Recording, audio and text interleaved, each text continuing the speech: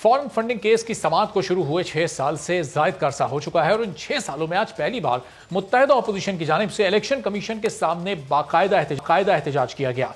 मुल्क में 2.5 साल से तहरीक इंसाफ की हुकूमत है, मगर इससे पहले तो मुस्लिम लीग नून की हुकूमत थी।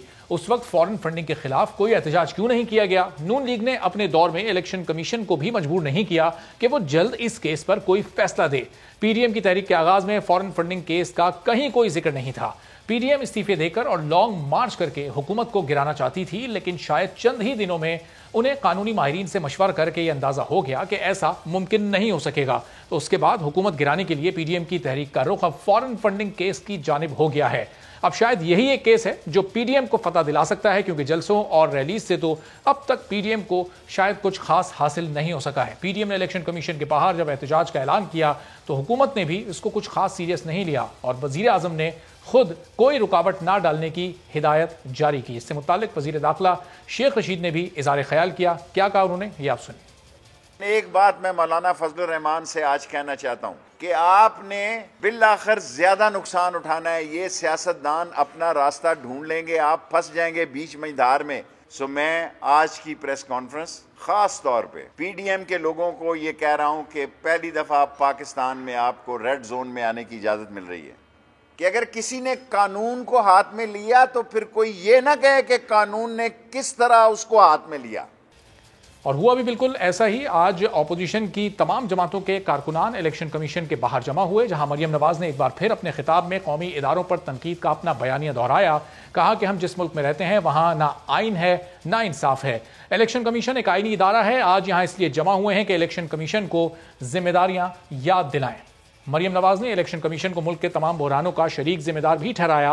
मरियम नवाज ने इल्जाम लगाया कि इलेक्शन कमीशन ने फॉरेन फंडिंग केस के लिए एक स्क्रूटनी कमेटी बनाई है। स्क्रूटनी कमेटी को ऊपर से हुक्म था कि इमरान खान पर हल्का हाथ रखो। आज 3 साल हो गए, स्क्रूटनी कमेटी अभी तक इसकी तहकीकात करती जा रही है। इलेक्शन कमीशन ऑफ पाकिस्तान ने एक कमेटी बनाई जिसको कहते हैं स्क्रूटनी कमेटी। स्क्रूटनी कमेटी को कहा गया कि इनके ऊपर हथौड़ा रखो और वो स्क्रूटनी कमेटी फिर इमरान खान की और ईसीपी की ताबेदार बन गई। 3 साल हो गए, स्क्रूटनी कमेटी अभी तक इसकी तहकीकात ही करती जा रही। हालांकि इतने वाजे और होश उड़ा देने वाले हकायक हैं जिनका फैसला 3 साल तो क्या 3 दिन में हो सकता है। हकाइक ऐसे हैं कि जिनका फैसला सिर्फ 3 दिन में ये गुफ्तगू की गई मरियम नवाज की जानिब से। इस सिलसिले में मजीद गुफ्तगू करते हैं मिफ्ता इस्माइल साहब, मुस्लिम लीग नून के सीनियर रहनुमा हमारे साथ मौजूद हैं। मिफ्ता साहब, बहुत शुक्रिया प्रोग्राम के लिए, आपने वक्त निकाला। मरियम नवाज साहिबा कह रही हैं कि हकाइक ऐसे हैं इस केस के कि सिर्फ 3 दिन में फैसला हो सकता था। तो 2014 से 2018 तक सर इस पर कहीं मुस्लिम लीग नून की जानिब से कोई एहतजाज, इलेक्शन कमीशन को कोई दरखास्त इस बारे में दी गई कि जी 3 दिन में फैसला हो सकता है, आप क्यों नहीं कर रहे इसका फैसला? ये जो आपने इब्तदाई में फरमाया, मेरे ख्याल से ये शायद बात ठीक नहीं है। हम वक्फन इलेक्शन कमीशन से ये गुजारिश करते रहे हैं कि आप इस मामले को निपटाएं और जल्दी फैसला करें। लेकिन ज़ाहिर है कि इलेक्शन कमीशन हमारे मातहत इदारा तो नहीं है कि हम उसको हम हुक्म दे सकते हैं कि आप ये जल्दी करें। और अगर 3 दिन ना भी समझें आप चलें तो 30 दिन, 1 महीना, 2 महीने के अंदर ये फैसला हो सकता है। 4-6 साल हो गए पीटीआई को, 2.5 साल से इनकी खुद की हुकूमत है।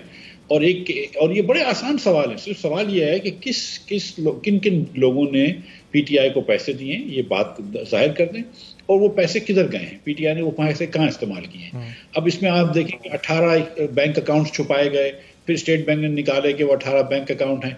अभी तक उनकी तफसील, जबकि इलेक्शन कमीशन ने हुक्म दिया स्क्रूटनी कमेटी के हमारे माफ़ कीजिए कि मुखालिफ वाले पार्टी को, अकबर बाबर साहब जो कि पीटीआई के फाउंडिंग मेंबर साहब हैं, उनको वकीलों को दिया जाए, तो वो भी नहीं दिए गए।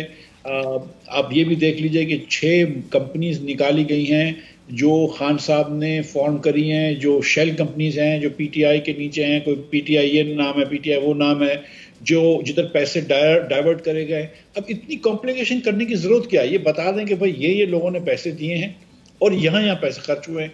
ये कि पैसे किसी की जाती मिल्कियत के नहीं बने, पार्टी के कामों में खर्च हुए, एक बात बतानी है। और दूसरी ये बात बतानी है कि भाई आपको फलां ने अगर पैसे दिए, मिसाल के तौर पर अगर किसी बड़े चीनी के सनतकार ने पैसे दिए हैं तो क्या उसको इमरान खान की हुकूमत से फ़ायदा हुआ है, या किसी गैर मुल्की शहरी ने पैसे दिए हैं तो क्या उससे हमारी कश्मीर की पॉलिसी पॉलिसी अफेक्ट हुई है या दूसरे ममालिक से हमारी पॉलिसी अफेक्ट हुई है। ये इतनी सी बात है, अगर कोई बात इनको छुपाने की नहीं है तो ये अब तक फैसला हो जाना चाहिए। ये जो इतनी बार बार सिफारिशात करते हैं कि ये डिले कर लो, ये डिले कर लो, अब मेरी पुप्पी के पैर में दर्द हो गया, मेरे मामू के सर में दर्द हो गया, अब वकील साहब के कोई रिश्तेदार का दर्द हो गया, अब नहीं आ सकते, ये बहुत ज़्यादा ज़्यादती है। ये मुल्क के कानून के साथ और आइन के साथ खिलवाड़ है। तो मिफ्ता साहब, कोई वाज़ेह और बाकायदा सबूत तो ऑपोजिशन और पीडीएम की किसी जमात के पास भी नहीं है ना? सिर्फ इस ताखीर को जवाब बनाकर ये एहतजाज किया जा रहा है कि ताखीर अब हद से ज़्यादा हो गई है। कोई वाज़ेह सबूत तो मुस्लिम लीग नून या पीपल्स पार्टी या मौलाना साहब की जमात के पास भी नहीं है इसका? भाई, अगर किसी और पार्टी के पास कोई सबूत है तो मुझे नहीं पता उसका। मकसद ये है कि देखें, अगर आप ड्राइवर लाइसेंस लेने जाते हैं तो आपको ये दिखाना है कि आपके पास ड्राइविंग करने की स्किल मौजूद है। किसी और को ये नहीं दिखाना कि आप ड्राइविंग नहीं कर सकते। तो पीटीआई से इलेक्शन कमीशन पूछती है, जो कि हर पार्टी से पूछती है, कि भाई आप ये बता दीजिए कि आपको पैसे कहाँ से आए और आपने पैसे कहाँ खर्च किए। ये दो बातें बतानी है, इसमें इतनी कोई बड़ी बात तो नहीं है। ये बता दें कि भाई 18 बैंक अकाउंट आपने क्यों छुपाए थे, चले ये बता दीजिए। आप ये बता दीजिए कि यार आपको गैर पाकिस्तानी लोग, हिंदुस्तान के बाशिंदों से, दीगर लोगों से, दीगर ममालिक के बाशिंदों से क्यों फंडिंग मिलती रही और इतनी बड़े अमाउंट में क्यों फंडिंग मिलती रही। ये बताइए कि सारे के सारे पैसे जो थे वो 6 कंपनियों में डाल के इधर उधर साइफन ऑफ क्यों करे गए। ये बात बताने की होनी चाहिए। देखिए, इस मुल्क के अंदर आपने एक वजीर आजम को इसलिए निकाल दिया था कि उसके वीज़े के लिए अकामा जो लिया था उसकी क्योंकि तनख्वाह नहीं ली थी, तो आपने कहा था ये आपका एसेट हो सकता है। और एक आपने ब्लैक लॉ डायरेक्टरी निकाली जिसके तहत आपने कहा ये एसेट है, चक्कर टर्न आउट कि वो भी सही नहीं था। तो उस पर आपने निकाल दिया एक वजीर आजम को कि यार आपने क्योंकि तनख्वाह नहीं ली, वो एसेट है।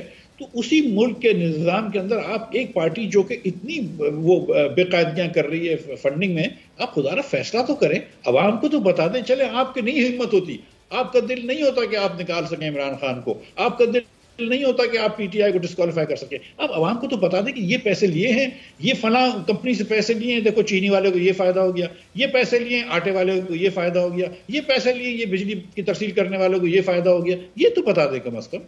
सही। और मुफ्ती साहब, उनकी जमात का, चले पीटीआई का तो फैसला आप लोग एहतजाज करने आना चाहिए, साथ साथ जो मुस्लिम लीग नून और पीपल्स पार्टी पर जो केसेस चल रहे हैं फॉरेन फंडिंग के, उनके फैसले भी आने चाहिए। उन फैसलों को भी वेलकम करेंगे आप लोग? एब्सोल्युटली। और अगर खुदा न खास्ता मुस्लिम लीग नून में या किसी और पार्टी में अगर कोई बेकायदगी है तो 1 मिनट नहीं लम्हा ठहरना चाहिए, और ना ये ठहरेंगे। इन्होंने तो देखे ना, नवाज शरीफ को अकामे में निकाला, ये ठहरना भी नहीं चाहिए इनको। हमको खत्म कर दें, आप हमको डिस्क्वालीफाई कर दें, जो करना है करें, लेकिन खुदारा फैसला तो करें ना। अब फैसला तो करें ना। अब 6 साल हो गए, ये फिर देखें आप, ये इस किस्म की ज्यादती ना करें। आप देखें, मैं आपको बताऊं, बहुत सारी चीजें पता चल जाएगी। आपको पता है कि पीटीआई के आमिर कियानी साहब जब वजीर थे तो 15 दिन के अंदर इन्होंने दवाई की कंपनियों को इजाजत दी, और दवाई की कंपनियों ने 500-500% दवाइयों की कीमतें बढ़ा ली। ये आपको पता है। उसके बाद से उन मौसूफ को हटाकर पीटीआई का सेक्रेटरी जनरल लगा दिया। तो अब अगर आपको ये पता चल जाए कि यार दवाई की कंपनी के मालकान जो हैं या दवाई की कंपनी के लोग जो हैं वो करोड़ों रुपए दे रहे हैं खान साहब की पार्टी को, तो कम से कम लिंक समझ तो आ जाएगी ना। कम से कम ये जो वहम से बार बात है कि ये क्यों कर रहे हैं, समझ आ जाएगी। ये हमको बार बार पता चलता है कि हम महंगा फर्नेस ऑयल ले आते हैं, हम सस्ती एलएनजी नहीं खरीदते। अगर आप एलएनजी खरीदते हैं तो दुनिया की महंगी तरीन एलएनजी खरीदते हैं। तो हमको ये, अगर फर्नेस ऑयल बनाने वाले और बेचने वाले खान साहब को पैसे दे रहे हैं तो ये बात भी पता चल जाएगी हमको। तो इस मुल्क को बहुत सारी चीजें समझ आ जाएंगी। हमारी सियासत जो है वो ट्रांसपेरेंट हो जाएगी। और पीटीआई तो कहती है कि शफाफियत में बिलीव करती है, तो बिस्मिल्लाह करें फिर।